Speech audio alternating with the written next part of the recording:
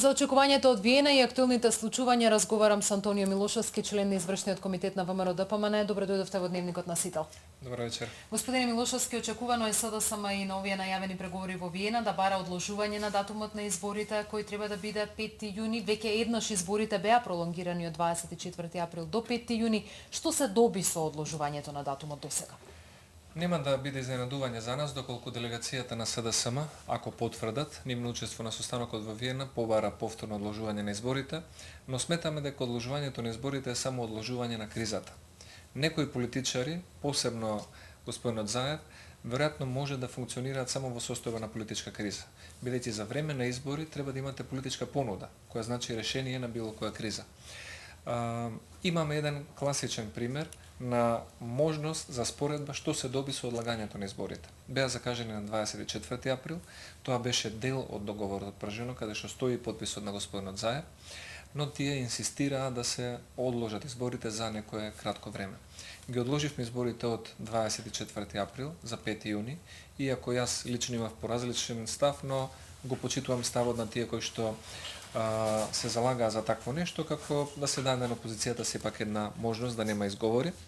И ние со одложувањето на изборите добивме зголемена тензија, повеќе протести, повеќе можност за ризик или меѓусебни конфронтации на политичко ниво, на граѓанско ниво, на граѓански организации, на медиумско ниво или на друго, и поголем товар за економијата и за институциите.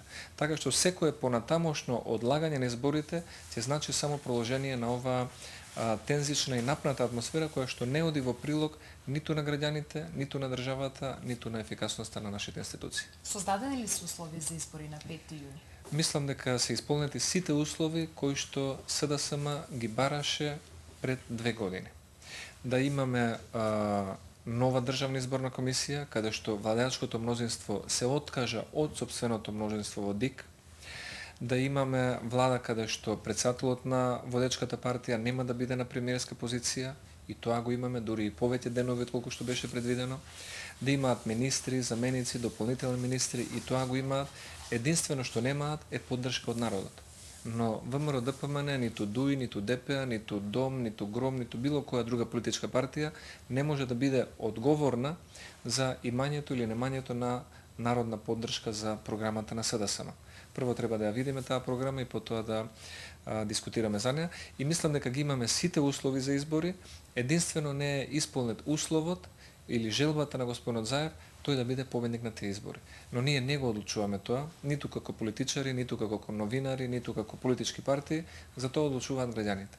И затоа сметам дека ќе биде доблесно и во интерес на државата, ако СДСМ остане на својот даден збор и на својот подпис и ги прифати изборите и како решение за излез од оваа политичка криза која наметна, но и пред се како давање на главен збор на граѓанинот, на народот, да може да ја изрази својата изборна волја. Очекувате ли нашите меѓународни партнери да имаат слух, еве за почеток на средбата во Виена, за вашите позиции, кои што велат 5 јуни е датумот за избори, кој што е во интерес на државата и на граѓаните? Она што може да се заклучи од разговорите со повеќе представници од меѓународната заедница, наши пријатели, и на нив им одговара завршување на оваа криза.